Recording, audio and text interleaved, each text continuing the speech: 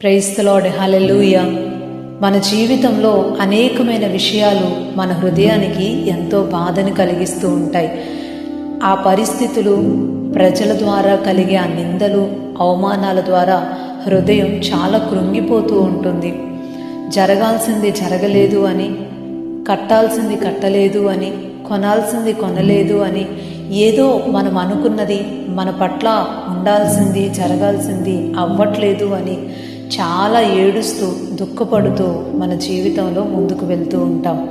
ఎంతో విచారానికి లోనైపోతూ ఉంటాం. అయితే దేవుడు అంటున్నాడు, నీ దుఃఖము నిట్టూర్పు ఎగిరిపోతాయి అని.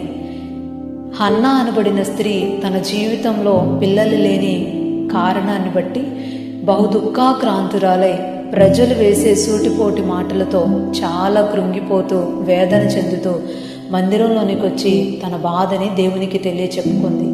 ప్రార్థన విన్న దేవుడు, తన దుఃఖాన్ని చూసిన దేవుడు ఆమె జీవితంలో ఉన్న ఆ లోటుని తీసివేసి సమూయేలు లాంటి కుమారుణ్ణి అనుగ్రహించి తన హృదయంలో ఉన్న దుఃఖాన్ని తీసివేశాడు, నిట్టూర్పుని తీసివేశాడు.